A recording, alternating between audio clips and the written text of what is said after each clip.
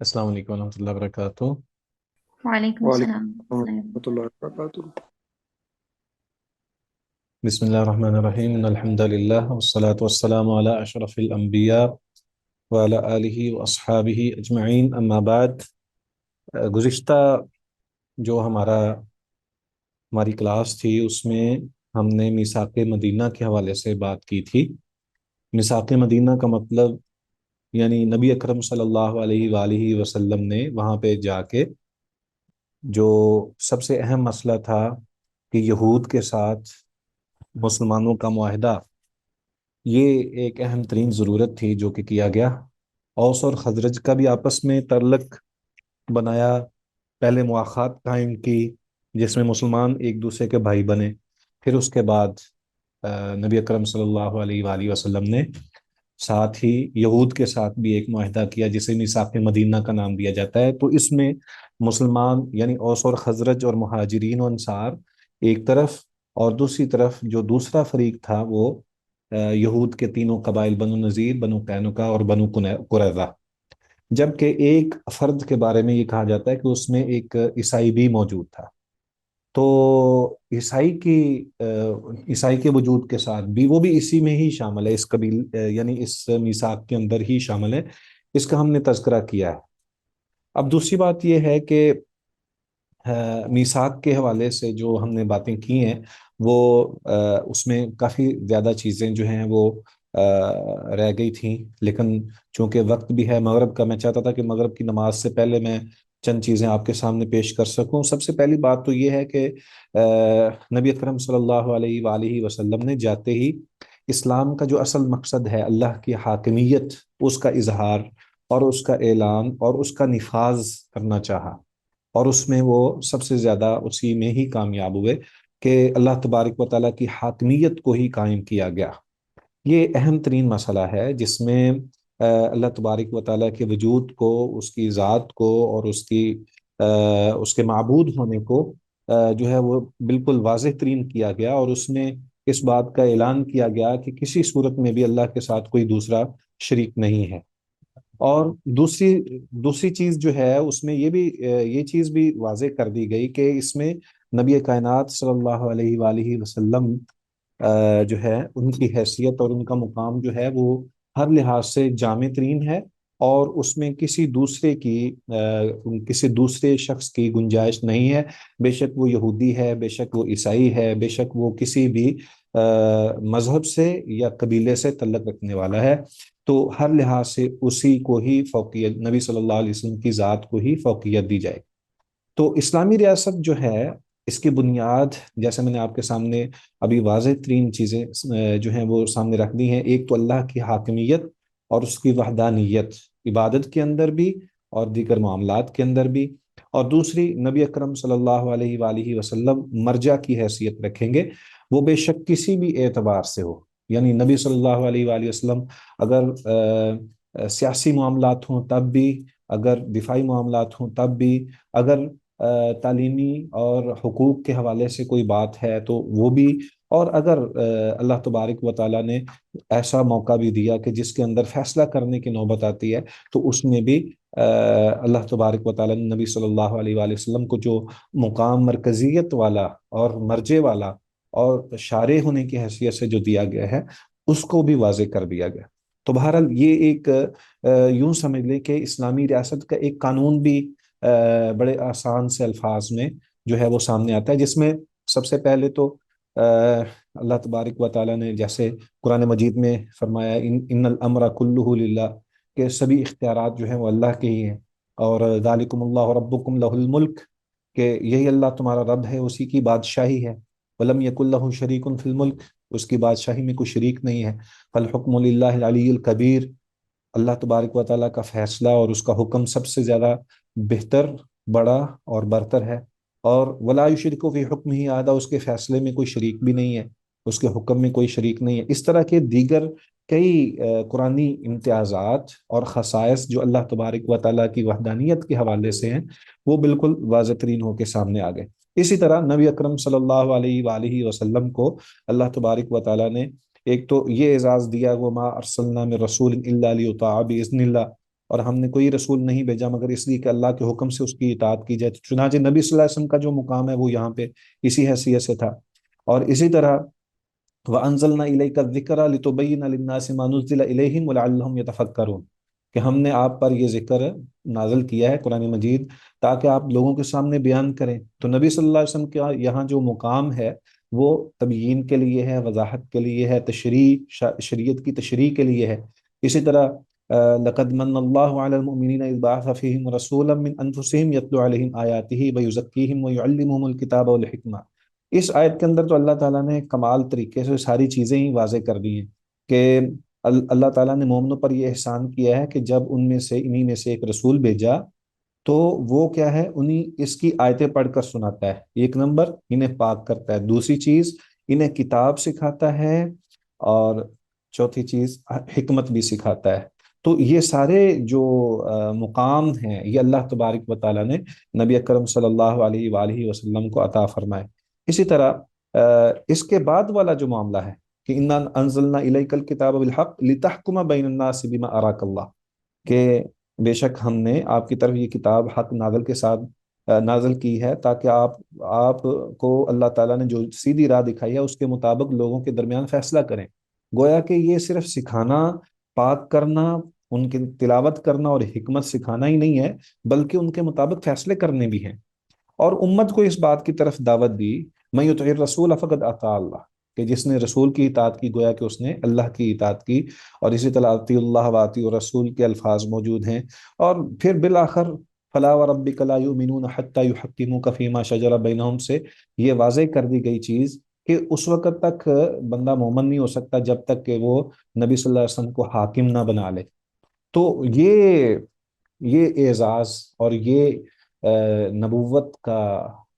کے اعتبار سے بھی اور نبی صلی اللہ علیہ وسلم کی فضیلت کے اعتبار سے بھی لوگوں کے سامنے یہ واضح کر دیا گیا، اور اس کے لیے سارے مدینے والوں کو نبی صلی اللہ علیہ وسلم کے تابع کر دیا گیا۔ اسی وجہ سے میثاق مدینہ قائم ہوا، اور یہاں پہ ایک نیا معاشرہ، نئی ایک چیز جو ہے وہ سامنے آئی کہ اللہ تبارک و تعالیٰ نے نبی صلی اللہ علیہ وآلہ وسلم کو مدینہ کے اندر ایک تو اپنا خلیفہ، جیسے اللہ تبارک و تعالیٰ نے انسان کو اپنا خلیفہ بنایا ہے، اسی طرح نبی صلی اللہ علیہ وسلم تمام کے جو ہیں امام ہیں، اسی طرح نبی صلی اللہ علیہ وآلہ وسلم کو فیصلے کا اختیار دیا، حکمرانی کے اعتبار سے بھی آپ صلی اللہ علیہ وسلم کو، اور اسی طرح سربراہی عطا فرمائی کہ سپہ سالاری بھی نصیب کی، اور اسی طرح دیگر کئی ایسے امور ہیں جن میں نبی صلی اللہ علیہ وآلہ وسلم کا جو مقام اور مرتبہ ہے، جو ان کو حیثیت اللہ تعالیٰ نے عطا کی ہے، وہ یہاں سے واضح ہوتی ہے۔ تو میثاق مدینے سے اگر ہم آپ سے یہ سوال کر لیں کہ میثاق مدینے کے مقاصد کیا تھے اور اس کا مطلب کیا تھا، تو یہ ساری چیزیں اللہ کی حاکمیت سے لے کے نبی صلی اللہ علیہ وسلم کی رسالت اور اس کے بعد کے جتنے بھی نبی صلی اللہ علیہ وسلم کی خصوصیات ہیں، اور بالخصوص جو معاشرہ، انسانی معاشرے کے اندر جو سب سے خوبصورتی اسلامی شریعت کے نفاذ کے حوالے سے ہے، وہ ساری کی ساری اسی کے اندر ہی سما جاتی ہے کہ میثاق مدینہ کے اندر اللہ تبارک و تعالیٰ نے نبی صلی اللہ علیہ وسلم کے ذریعے ایک ایسا جو ہے وہ کام لیا ہے جس کی مثال رہتی دنیا تک نہیں مل سکتی، اور یہ بنیاد ہے، یہ وہ واحد کنسٹیٹیوشن ہے جو سب سے پہلی مرتبہ نبی صلی اللہ علیہ وسلم کے دور میں لکھا گیا اور آپ نے اس کو لکھوایا۔ تو باقی سارے جتنے بھی آنے والے بعد کے آئین ہیں وہ سارے کے سارے اسی ضمن میں ہی ہیں، یعنی اس کی یا تو تشریح ہوگی، یا اس میں کچھ الفاظ کی تبدیلی ہوگی، یا پھر اس میں کوئی نہ کوئی ایسی نوعیت کے اعتبار سے کوئی تفصیل ہوگی۔ تو بنیادی چیز جو ہے وہ اللہ تبارک و تعالیٰ نے اسی حوالے سے میثاق مدینہ کے اندر جو ہے وہ قائم کر دی۔ اس میں اب چونکہ میثاق مدینہ میں ایک فریق یہود تھا، یہودی ہیں، یہ مدینہ کے ابتدا سے رہنے والے نہیں تھے، یہ بعد میں اس علاقے کے اندر آ کر بسے ہیں، اور اصل جو یہاں کے رہنے والے باشندے تھے وہ اوس اور خزرج ہی تھے، لیکن یہ تین قبیلے بنو نذیر، بنو قینقاع اور بنو قریظہ، یہ مدینہ کے اندر آ بسے۔ ان میں آگے جا کر کچھ ایسے لوگ بھی ہیں جو کہ بہت ہی زیادہ نبی صلی اللہ علیہ وآلہ وسلم سے محبت کرنے والے، اور کچھ افراد یوں کہہ لیں کہ ان میں دو افراد ان تمام قبائل میں سے ایسے جو واضح طور پر نبی صلی اللہ علیہ وسلم سے محبت کرنے والے اور آپ پر ایمان لانے والے ہیں، ان میں سے ایک عبداللہ بن سلام رضی اللہ تعالی عنہ ہیں، اور دوسرا مخیریق جو ہیں، یہ دونوں مستثنا تھے۔ اب صورتحال یہ ہے کہ اسلام اپنی تعلیمات اور خوبصورت ثقافت اور کلچر کی بنا پر، جو کہ الہامی چیزیں ہیں، ان کی بنا پر سب سے زیادہ معزز اور محترم ہے۔ اگرچہ یہود و نصارہ بھی اہل کتاب ہیں، لیکن ان کے ہاں تحریفات کی وجہ سے اور کچھ ان کی اپنی بدعات اور خرافات کی وجہ سے، رسم و رواج کی وجہ سے بہت ساری ایسی چیزیں اس میں شامل ہو گئیں جو کہ شرعی طور پر اسلام اس کو قبول نہیں کرتا تھا۔ اس میں سب سے بڑی چیز جو ہے وہ شرک ہے، کہ اسلام، اہل کتاب میں، اسلام میں قبل از اسلام جو اسلام تھا اس میں شرک کی بالکل بھی بات نہیں تھی۔ تمام انبیاء علیہم الصلوۃ والسلام بسمیت سیدنا موسیٰ و عیسیٰ علیہم السلام، ان کی دعوت کا ایک ہی نقطہ تھا کہ اللہ تبارک و تعالیٰ کی وحدانیت کا پرچار کیا جائے، اور اس کے واحد ہونے پر یقین رکھا جائے اور ایمان لایا جائے۔ لیکن یہ بات جیسے کہ آپ کے علم میں ہے کہ یہود و نصارہ دونوں نے اس کو قبول نہیں کیا، اور جیسا اللہ تعالیٰ نے فرمایا وقالت الیہود عزیر ابن اللہ وقالت النصارى المسیح ابن اللہ ذلك قولهم بافواہہم یضاہئون قول الذین کفروا من قبل قاتلهم اللہ انا یؤفکون، کہ یہودیوں نے حضرت عزیر رضی اللہ تعالیٰ حضرت عزیر علیہ السلام کو اللہ کا بیٹا بنا لیا، اور عیسائیوں نے سیدنا مسیح کو اللہ کا بیٹا بنا لیا۔ تو اس کے بعد اللہ تبارک و تعالیٰ پھر یہ بھی بیان کرتے ہیں اتخذوا احبارہم و رہبانہم اربابا من دون اللہ، کہ انہوں نے اپنے اپنے جو بڑے مذہبی پیشوا تھے، وہ احبار تھے یا رہبان یا راہب تھے، ان کو اللہ کے علاوہ رب کا مقام دے دیا۔ تو یہ شرک ان میں موجود تھا۔ جب نبی صلی اللہ علیہ وآلہ وسلم مبعوث ہوئے ہیں اور مدینہ میں پہنچے ہیں اور میثاق مدینہ بھی ہوا ہے، تو شرک ان کے اندر موجود تھا۔ دوسری بڑی بات یہ تھی کہ یہود بالخصوص یہ اللہ تعالیٰ کی بڑی گستاخی کرتے تھے، اور یہ ہمیشہ ان کو اپنے آپ پر بہت زیادہ فخر تھا، تکبر بھی کرتے تھے، اور اس بنا پر بعض اوقات یہ اللہ تبارک و تعالیٰ کی شان میں بھی گستاخی کے مرتکب ہو جاتے تھے۔ اسی بنا پر تو اللہ تعالیٰ نے ان کے بارے میں یہ فرمایا ہے کہ وما قدر اللہ حق قدر ہی، کہ انہوں نے اللہ کی قدر نہیں جانی جیسا کہ اس کے قدر کرنے کا حق ہے۔ تو اسی طرح جیسا کہ سورہ اخلاص کا شان نزول ہے، جس سے یہ ثابت ہوتا ہے کہ یہ اگرچہ یہ مکہ میں بھی نازل ہوئی، اس کے حوالے سے دو مرتبہ اس کے نزول کے حوالے سے بات ہوتی کہ سورہ اخلاص قل هو اللہ احد جو ہے، یہ دو مرتبہ نازل ہوئی، ایک دفعہ مکہ میں اور دوسری مرتبہ اس وقت نازل ہوئی جب ایک یہودی نے سیدنا ابو بکر صدیق رضی اللہ تعالی عنہ کو یہ جسارت کرتے ہوئے بات کی کہ آپ اپنے خالق کا، اپنے اللہ کا نسب بیان کریں۔ تو اس موقع پر حضرت ابو بکر صدیق رضی اللہ تعالی عنہ نے اس کو جب مارا، تو اس پہ پھر یہ قرآن مجید کی یہ صورت جو ہے دوبارہ نازل ہوئی۔ تو مقصد یہ ہے کہ یہ بعض اوقات اللہ کی جسارت بھی کرتے تھے۔ قرآن بھی اس بات کی گواہی دیتا ہے کہ وقالت الیہود ید اللہ مغلولہ، کہ وہ یہ کہتے تھے کہ اللہ کا ہاتھ بندھا ہوا ہے، اور بعض اوقات اپنے آپ کو بڑا متکبر بنا کے پیش کرتے اور کہتے کہ وما مسنا من لغوب، ہمیں کسی قسم اعوذ باللہ من الشیطان الرجیم، میں نے جو بات کی ہے اس میں اس کو ذرا میں دوبارہ ریپیٹ کرتا ہوں کہ یہ اللہ تبارک و تعالیٰ کی جسارت کرتے اور یہ کہتے کہ وقالت الیہود ید اللہ مغلولۃ غلت ایدیہم ولعنوا بما قالوا۔ اللہ تبارک و تعالیٰ فرماتا ہے کہ یہودیوں نے کہا کہ اللہ کا ہاتھ بندھا ہوا ہے، تو اللہ تعالیٰ کہتے ہیں بند گئے انہی کے ہاتھ اور لعنت پڑی ہے ان پر، ان کے قول کی وجہ سے۔ بل یداہ مبسوطتان، بلکہ اللہ کے تو دونوں ہاتھ ہی کھلے ہوئے ہیں۔ تو اسی وجہ سے اس طرح کی اور بھی بہت ساری ان کی طرف جو ہے اللہ تبارک و تعالیٰ کی گستاخیاں جو ہیں وہ بیان کی جاتی ہیں. جیسے وہ یہ کہتے تھے کہ اللہ تعالیٰ سوتا بھی ہے اور جاگتا بھی ہے. اور اسی طرح بعض اوقات یہ کہتے ہیں کہ اللہ تعالیٰ بادلوں پر سوار ہوتا ہے. جیسے جو ان کی بائبل ہے اس کے اندر بھی اس بات کا تذکرہ ہے کہ دیکھو خداوند ایک تیز رو بادل پر سوار ہو کر مصر میں آتا ہے. تو اللہ تبارک و تعالیٰ نے تو اس کی تردید فرمائی اور فرمایا کہ لیس کمثلہ شیء وہو السمیع البصیر لا تأخذہ سنۃ ولا نوم سبحانہ و تعالی عما یصفون. اسی طرح یہود ایک اور کام یہ کرتے تھے کہ انبیاء علیہ الصلاۃ والسلام اور دیگر کتابوں کا انکار کرتے. یہ تو بالکل معروف بات ہے نا کہ اہل کتاب عیسائی اور یہودی یہ قرآن مجید کے اوپر ایمان لانے والے نہیں ہیں. لیکن یہ انبیاء علیہ الصلاۃ والسلام میں ظاہر بات ہے نبی صلی اللہ علیہ وآلہ وسلم پر بھی ایمان نہیں لاتے تھے. سب سے بڑی بات تو یہ ہے کہ اللہ تبارک و تعالیٰ نے بھی ان کے بارے میں اس بات کا تذکرہ کیا ہے. لیکن یہ یقینی طور پر نبی اکرم صلی اللہ علیہ وسلم پر اور کتاب قرآن مجید پر بالکل بھی ایمان نہیں لاتے. یہاں تک کہ بعض یہود جو ہیں وہ تو سیدنا عیسیٰ علیہ الصلوۃ والسلام کا بھی انکار کرتے ہیں. کہتے ہیں وما وما انزل الینا وما انزل الی ابراہیم و اسماعیل. یہ اللہ تبارک و تعالیٰ نے پھر ان کی طرف یہ قرآن مجید نازل قرآن مجید جو ہے وہ اس کے اندر یہ بات بیان کی کہ یہود کے چند لوگ رسول اللہ صلی اللہ علیہ وسلم کے پاس آئے جن میں ابو یاسر بن اخطب، نافع بن ابو نافع اور آزر بن ابو آزر، خالد، زید اور اس طرح کے دیگر کچھ لوگ شامل تھے. انہوں نے رسول اللہ صلی اللہ علیہ وسلم سے سوال کیا کہ آپ کن رسولوں پر ایمان لاتے ہیں؟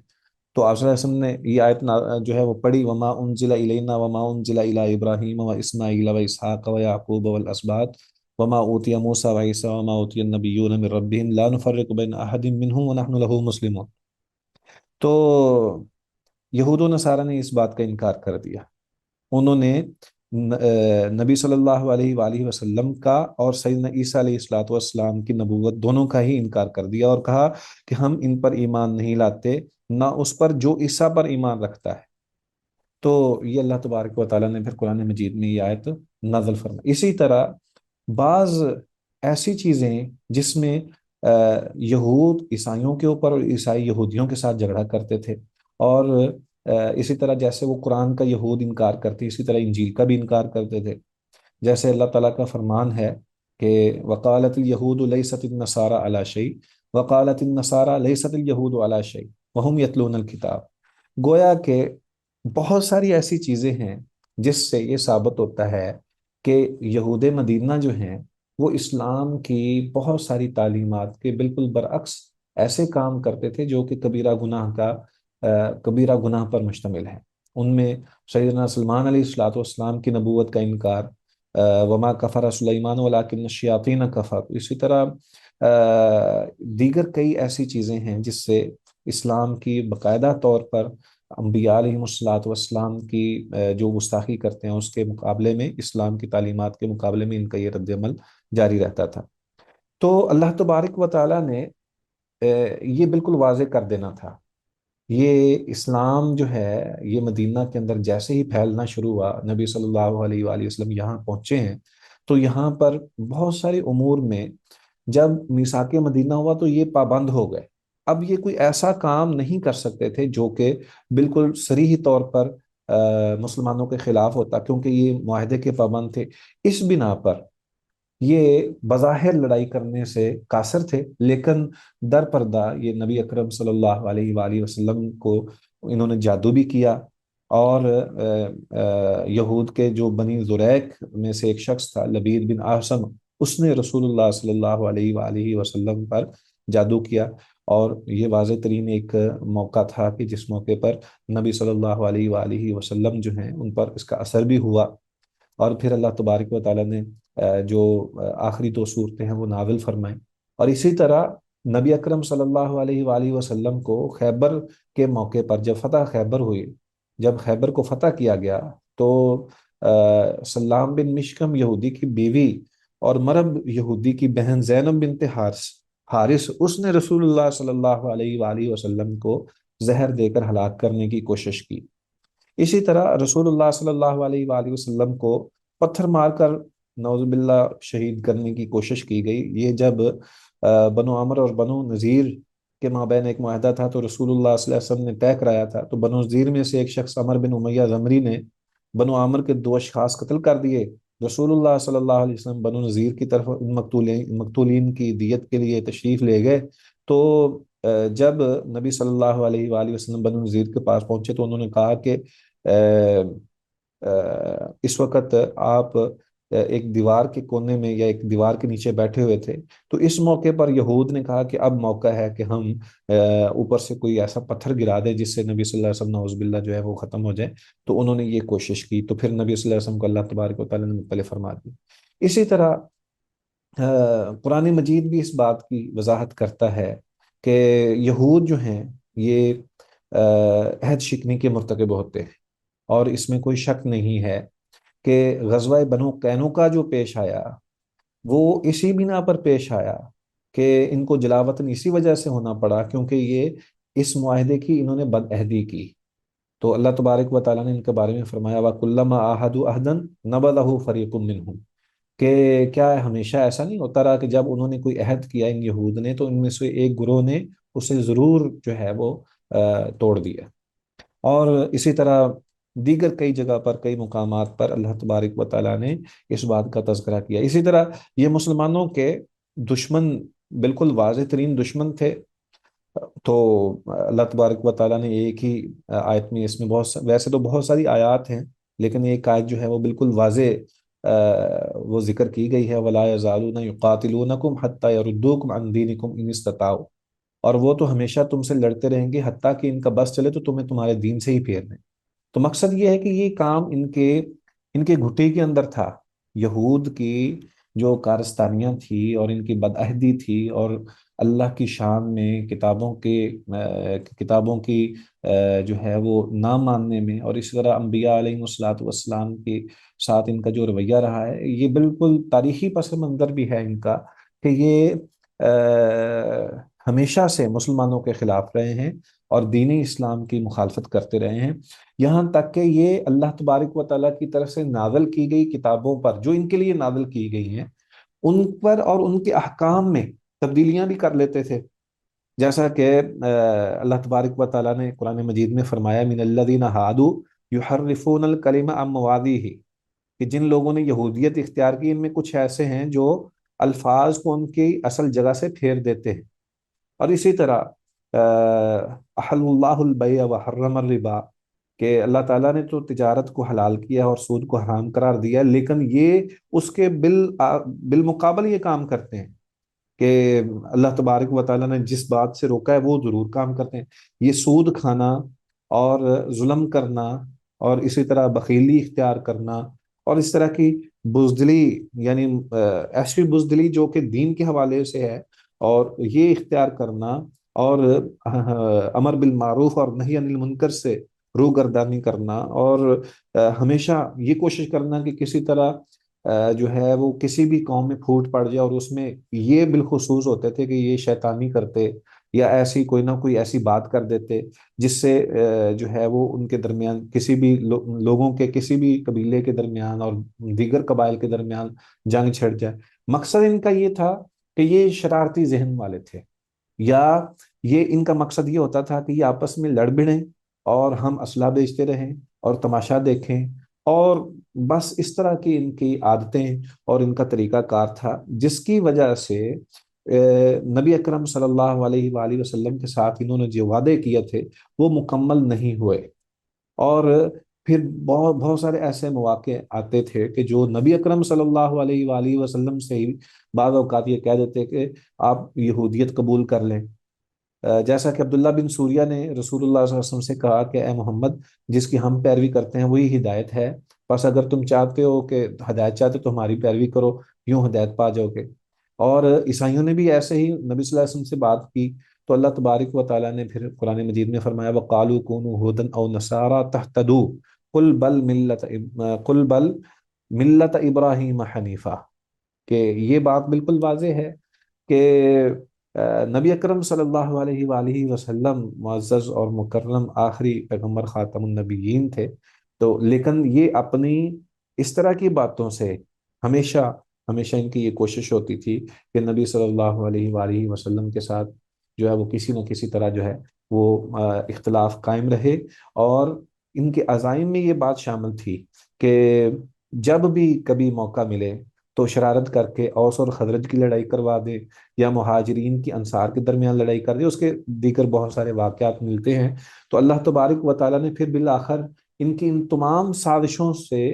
جو ہے وہ نبی صلی اللہ علیہ وسلم کو آگاہ کر دیا، مسلمانوں کو پتہ چل گیا، اور یہ اس لیے واضح کیا۔ یہ بھی تو ممکن تھا نا کہ اللہ تبارک و تعالیٰ پہلے ہی اس بات کا جو ہے وہ وحی کے ذریعے ذکر فرما دیتے اور میثاق مدینہ نہ ہوتا، لیکن تاریخی پس منظر میں یہ بات واضح کر دینی چاہیے تھی۔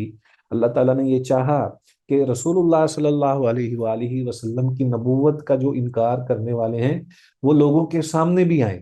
اور جن جن طریقوں سے انہوں نے نبی صلی اللہ علیہ وآلہ وسلم کی مخالفت کی ہے، یا نبی صلی اللہ علیہ وآلہ وسلم کے ساتھ دشمنی کی ہے، یا نبی صلی اللہ علیہ وآلہ وسلم کی تعلیمات سے انحراف کیا ہے، وہ بھی واضح طور پر سامنے آ جائیں، تاکہ آنے والے لوگ اس بات کو اچھے طریقے سے جان لیں کہ دین حق کیا ہے اور اس کے بالمقابل طاغوت کے کرندے کون ہیں۔ تو یہ سب سے پہلے جو مدینہ کے اندر میثاق مدینہ کے خلاف چلنے والے تھے، یا امت کی وحدت کو اور نبی صلی اللہ علیہ وآلہ وسلم کے فرامین کو ختم کرنے والے، یا اس سے اعراض کرنے والے، یہ یہود تھے۔ اب دوسری ایک قوم ہے جو اسی طرح ہی ہے، اور اس کا درجہ اور مقام بھی اسی حیثیت سے ہے کہ وہ بھی نبی صلی اللہ علیہ وآلہ وسلم کی مخالفت کرتے تھے۔ طریقہ کار دونوں کا ذرا مختلف تھا۔ یہود بالکل بھی اسلام قبول کرنے والے نہیں تھے، اور نبی صلی اللہ علیہ وسلم کی تعلیمات کے بالکل برعکس چلنے والے تھے، اور اپنے آپ کو اہل کتاب سمجھا کر بتا کر تکبر کرنے والے بھی تھے۔ جبکہ ایک دوسرا گروہ تھا جو کہ اس انداز سے وہ اہل کتاب نہیں تھے، جن کو ہم منافق کا نام دیتے ہیں، کہ وہ منافقین جو مدینہ کے اندر رہنے والے تھے، یہ بھی اپنی سرگرمیوں میں اور اپنی ان ہیلہ بازیوں میں اور نبی صلی اللہ علیہ وآلہ وسلم کی مخالفت میں انہوں نے بھی کوئی کسر نہیں چھوڑی، اور اسی طرح ہی یہ مختلف ہتھ کنڈوں سے نبی صلی اللہ علیہ وسلم اور امت مسلمہ کے خلاف جو ہے وہ اپنے کام کرتے رہے ہیں، تاکہ مسلمانوں کی جو وحدت ہے اس کو پارا پارا کیا جائے، ان کو تکالیف پہنچے، اور در پردہ وہ پھر مشرکین کے ساتھ، کبھی مشرکین کے ساتھ مل کر مسلمانوں کے خلاف ہوتے، اور کبھی ان یہودیوں کے پاس جا کے اپنے دلوں کو سکون پہنچاتے، اور وہ نبی صلی اللہ علیہ وآلہ وسلم کے اور مسلمانوں کی مخالفت کرتے۔ ان منافقوں میں جو سب سے زیادہ جن کا نفاق جو ہے وہ واضح طور پر جو ہے وہ عبداللہ بن ابی بن سلول ہے، جو مدینے کا پہلے سردار تھا، جس کا تعلق خزرج قبیلے سے تھا۔ اصل میں یہ زمانہ جاہلیت میں اوس اور خزرج دونوں قبیلوں کا سربراہ بنا تھا، تو مدینہ کے لوگ جو ہیں وہ اوس اور خزرج دونوں ہی اسے بادشاہ بنانے کا ارادہ کیے ہوئے تھے۔ تو جیسے ہی نبی اکرم صلی اللہ علیہ وآلہ وسلم نے ہجرت فرمائی، لوگ مسلمان ہوئے، تو سب کا جو رجحان ہے وہ سارے کا سارا وہ نبی صلی اللہ علیہ وآلہ وسلم کی ذات کی طرف چلا گیا، جس سے یہ حسد کا حاسد بن گیا، اور یہ حسد کا شکار ہوا، اور پھر اس کے بعد اس نے منافقت والا طریقہ جو ہے وہ اپنایا، اور بظاہر اسلام کا لبادہ اوڑا، مگر دل میں اسلام کے خلاف کینہ اور بغض رکھا۔ تو یہ منافقانہ طریقے پر کاربند رہا، یہاں تک کہ اس کو موت آ گئی، اور اس نے اسی طرح ہی وہی کردار ادا کیا۔ ان میں سے یہ جو منافقین کا جو یہ جو سرغنہ ہے، جس کو ہم عبداللہ بن ابی بن سلول کہتے ہیں،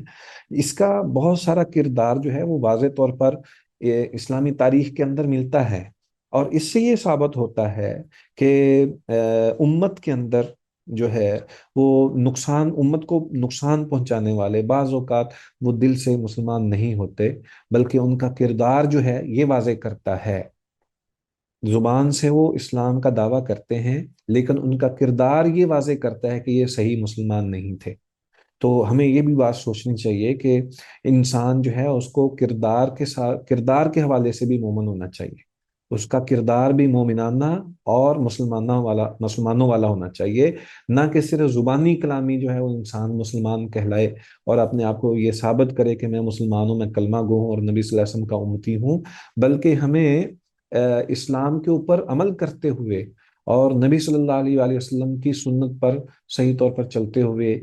جو دین ہے اس کو مضبوطی سے تھامنا ہوگا، تبھی جا کر صحیح انسان مسلمان ہوتا ہے۔ انسان کا جو کردار ہے اس میں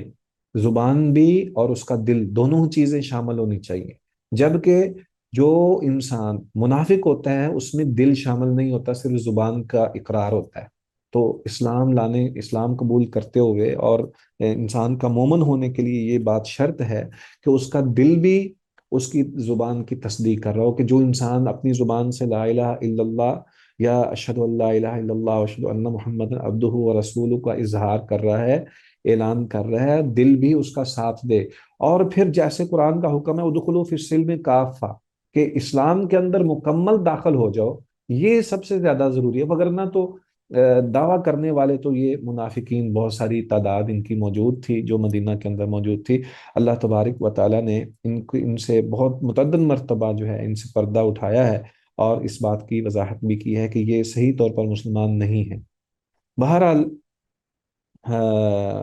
ان تمام ایسے لوگوں کو نبی صلی اللہ علیہ وآلہ وسلم نے، جو واضح طور پر اسلام دشمنی کرنے والے تھے، ان کے خلاف تو جہاد کیا، قتال کیا، یہاں تک کہ یہود جنہوں نے معاہدے کی پاسداری بعد میں نہیں کی اور وہ اس معاہدے کو توڑنے کے باعث بنے، تو ان کے خلاف بھی پھر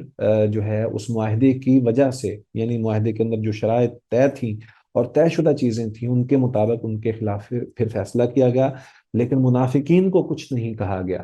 اور لیکن اللہ تبارک و تعالیٰ نے منافقین کو واضح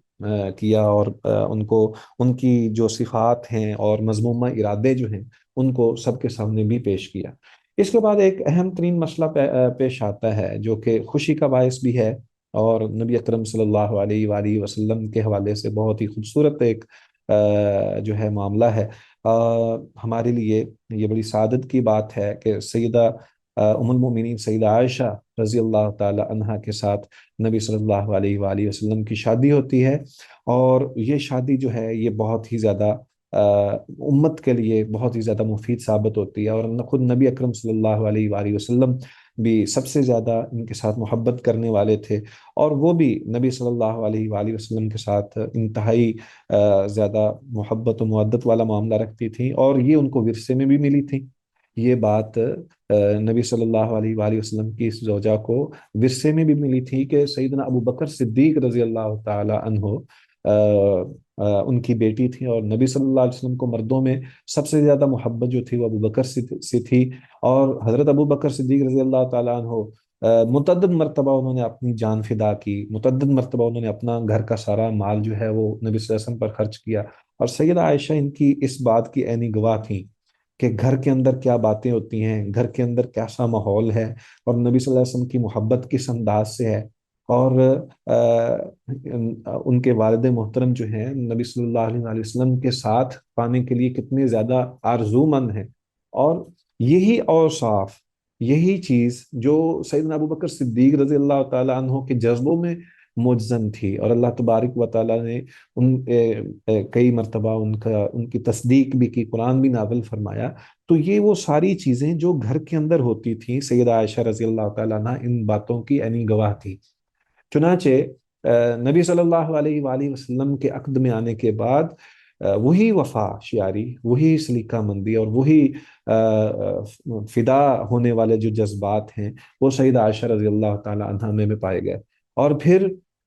نبی صلی اللہ علیہ وآلہ وسلم کا بھی جو انداز تھا سیدہ عائشہ رضی اللہ تعالی عنہ کے حوالے سے ایک بیوی کے لیے وہ سب سے زیادہ مثالی اور وہ سب سے زیادہ عزت والا اور احترام والا اور محبت و مودت والا اور احساس والا جذبہ جو تھا وہ سارے کا سارا اس شادی کے اندر بہت ہی خوبصورت بات یہ ہے کہ اللہ تبارک و تعالیٰ نے نبی صلی اللہ علیہ وآلہ وسلم کو اس کی بشارت دے دی تھی کہ اللہ تعالیٰ کی طرف سے خواب میں یہ نبی صلی اللہ علیہ وآلہ وسلم کو بشارت دی گئی۔ نبی صلی اللہ علیہ وآلہ وسلم بیان فرماتے ہیں اریتک فی المنام مرتین ارى انک فی سرقۃ من حریر ویقول هذه امراتک فاکشف فاذا هي انت فاقول ان یک هذا من عند اللہ یمضیہ، کہ نبی صلی اللہ علیہ وآلہ وسلم نے سیدہ عائشہ سے فرمایا کہ میں نے تجھے 2 مرتبہ خواب میں اس عالم میں دیکھا کہ تو ایک ریشمی پارچے میں ملبوس تھی، اور فرشتہ مجھے کہہ رہا ہے کہ یہ آپ کی زوجہ ہے۔ میں پردہ اٹھا کر دیکھتا ہوں تو بالکل تیرا ہی سراپا نظر آتا تھا۔ یہ دیکھ کر میں نے کہہ دیا کہ اگر یہ اطلاع اللہ تعالیٰ کی طرف سے ہے تو وہ اسے پورا کرے گا۔ تو نبی صلی اللہ علیہ وآلہ وسلم کو جو ہے وہ خواب کے ذریعے اس کی بشارت جو ہے وہ دے دی گئی تھی کہ سیدہ عائشہ رضی اللہ تعالی عنہا جو ہیں وہ آپ کی بیوی ہوں گی۔ اسی طرح یہ ایک بڑا خوبصورت واقعہ ہے کہ سیدہ خدیجہ رضی اللہ تعالی عنہا جب فوت ہو گئی تو سیدنا عثمان بن مظعون رضی اللہ تعالیٰ عنہ کی اہلیہ خولہ بنت حکیم رسول اللہ صلی اللہ علیہ وسلم کی خدمت میں حاضر ہوئیں اور کہنے لگی کہ اللہ کے رسول، کہ آپ شادی نہیں کریں گے؟ تو آپ نے پوچھا کہ کس سے؟ تو انہوں نے عرض کیا کہ آپ اگر پسند کریں تو کنواری سے بھی ہو سکتی ہے، چاہیں تو بیوہ سے بھی ہو سکتی ہے۔ تو آپ نے فرمایا، پوچھا کہ کنواری کون ہے؟ تو خولہ نے کہا کہ آپ کے محبوب دوست کی بیٹی عائشہ۔ تو آپ صلی اللہ علیہ وسلم نے پھر پوچھا کہ بیوہ کون ہے؟ تو وہ کہنے لگی سودا بنت زمعہ، وہ آپ پر ایمان بھی لاتی ہیں، آپ کی پیروی بھی کرتے ہیں۔ تو نبی صلی اللہ علیہ وسلم نے فرمایا کہ ٹھیک ہے، دونوں کے پاس جاؤ اور ان سے میرا ذکر کرو۔ چنانچہ سیدہ خولہ نبی صلی اللہ علیہ وسلم کے حکم کے مطابق پہلے حضرت ابو بکر کے گھر گئیں تو ان کی اہلیہ سے ملاقات ہوئی، ام رومان ان کا نام تھا۔ تو انہوں نے جب بات کی تو انہوں نے کہا کہ یہ تو بڑی خیر و برکت والی بات ہے۔ تو سیدہ خولہ نے ان سے جب حضرت عائشہ رضی اللہ تعالیٰ عنہ کی بات کی تو انہوں نے کہا اچھا تھوڑا انتظار کرو، ابھی ابو بکر آتے ہوں گے۔ جیسے ہی حضرت ابو بکر آئے تو انہوں نے پھر وہی بات دہرائی۔ تو انہوں نے کہا کہ یہ بتائیے کہ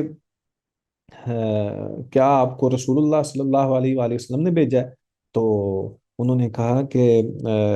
ہاں جی، انہوں نے ہی بھیجا ہے۔ تو ابو بکر نے پوچھا کہ کیا آپ کا، یعنی کیا حضرت عائشہ کا آپ سے نکاح ہو سکتا ہے؟ کیونکہ یہ تو بظاہر ایسا لگتا ہے جیسے وہ بھتیجی ہیں۔ تو خولہ کہنے لگی کہ رسول اللہ صلی اللہ علیہ وآلہ وسلم سے میں بات کرتی ہوں۔ تو آپ نے پھر فرمایا اور کہا کہ ارجی الیہ فقولی لہو انا اخوک وانت اخی فی الاسلام وابناتک تصلح لی، کہ واپس جاؤ اور ابو بکر سے کہو کہ میں تمہارا بھائی، اسلامی بھائی تو ہوں، لیکن تمہاری بیٹی سے میرا نکاح صحیح ہے۔ چنانچہ حضرت ابو بکر صدیق رضی اللہ تعالیٰ عنہ کے پاس آ کے یہ میسج دے دیا گیا۔ تو پھر حضرت ابو بکر صدیق رضی اللہ تعالیٰ عنہ نے کہا کہ اس سے پہلے اصل میں مطعم بن عدی کے بیٹے کے لیے سیدہ عائشہ کا ذکر ہو چکا ہے، تو ابو بکر نے یہ کبھی وعدہ خلافی نہیں کی۔ چنانچہ حضرت ابو بکر جلدی سے مطعم بن عدی کے پاس پہنچے اور ان سے جا کے بات کی۔ تو مطعم کہنے لگا کہ ابو قحافہ کے بیٹے، اگر ہمارے بیٹے نے تمہارے ہاں شادی کر لی تو ہو سکتا ہے کہ وہ بھی اپنے دین کی طرف میرے بیٹے کو بھی اپنے دین کی طرف لے جائے۔ تو حضرت ابو بکر نے کہا کہ کیا تمہاری گھر والی کا بھی یہی موقف ہے؟ تو اس نے کہا کہ ہاں اسی طرح ہی ہے۔ تو حضرت ابو بکر وہاں سے نکلے اور جو سلسلہ تھا، یعنی متم کے حوالے سے جو بات تھی وہ پھر ختم ہو گئی۔ چنانچہ اس کے بعد نبی اکرم صلی اللہ علیہ وآلہ وسلم کے ساتھ ان کے نکاح کی بات جو ہے وہ شروع ہو گئی۔ تو یہ اس کے بعد رخصتی کا معاملہ آتا ہے، پہلے نکاح ہوتا ہے، پھر اس کے بعد رخصتی کا موقع آتا ہے۔ تو یہ ایک بہت ہی عظیم الشان معاملہ ہے جس کے حوالے سے انشاءاللہ العزیز اگلے جو ہماری کلاس ہوگی اس میں ہم ذکر کریں گے، اس بات کا تذکرہ کریں گے